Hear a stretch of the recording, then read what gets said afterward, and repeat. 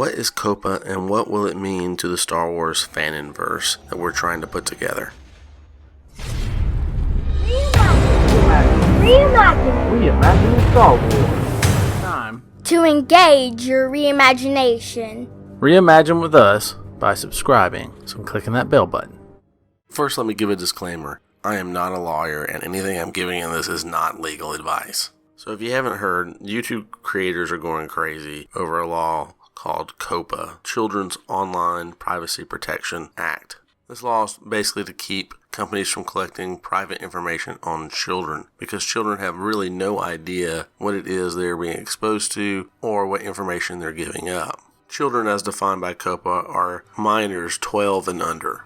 So YouTube recently settled with the Federal Trade Commission on a $170 million fine and some changes which we'll go into for violations of COPPA. So even though you have to be 13 or older to have an account on YouTube, it turns out that YouTube knew they had children under the age of 13 on their platform, to which they in turn marketed to toy makers, saying that they were one of the largest places for children online. And in fact, they said they were the largest for children ages 6 to 11.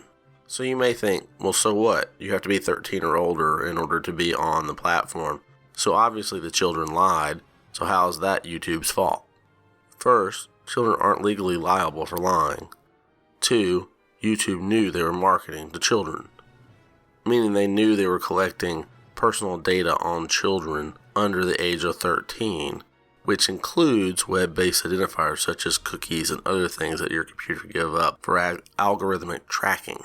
What you may not know is that it's the algorithmic tracking of your behavioral habits that allows YouTube to serve you personalized ads, the biggest moneymaker for YouTube, which also increases the CPM for creators. Alright, so now let's get to the crux of the issue. COPPA covers gathering information on children 12 and under. YouTube has to make changes so that they don't collect that information on children 12 and under, and so they, of course, agreed to make changes. And in so doing, they are passing the liability from themselves down to the creator by making creators choose who they are targeting, whether they're targeting children or whether they're not targeting children. And YouTube creators are freaking out because this is strict liability, meaning that they can be fined up to $42,000 even if they didn't mean to mislabel. And this label determines whether children's information will be collected.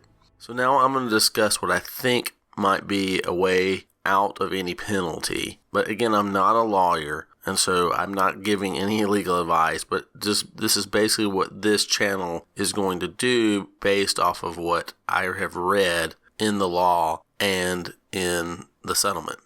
So there appears to be 2 courses of action that are available. First, since the authority of the FTC is derived from the Interstate Commerce Clause of the Constitution, they can only regulate your content if you're making money or have the potential to make money by monetizing the video. So if you demonetize your video, then they don't have the authority to regulate that video under COPPA. The second way to avoid getting fines is to go into your advanced settings and turn off interest-based advertising. In addition to this, you will have to monitor your comments to ensure you're not receiving comments from any known children. And if you can reasonably ascertain that it was a child leaving the comment, immediately delete it. This will also apply to videos you demonetize but yet have a personal sponsor for. So why is this all possible? Because it's not the content that they are tracking or monitoring or regulating. They're just regulating whether you're gathering information or not. So if it's a cartoon, if it's kiddie songs, if it's anything that's directed at children, they don't care as long as you're not collecting information on them. Of course, this means extra diligence on the channel owner's part. That's us, the creators. And it's going to be this way until YouTube creates an age gate. What is that? That is a verifiable means by which they can ascertain the age of the viewer or gain parental consent for those viewers that are under the age of 13. I hope that's encouraged you or taken some of the fear away. If you feel like you need some more guidance in this, let me recommend you some experts on this. Let me recommend you to Hogue Law. I'm going to put the card right here for you. So that said, we here at Reimagining Star Wars have chosen to turn off monetization to our videos and our channel, even though we don't have enough subscribers to monetize anyway, but we never intend on monetizing our videos.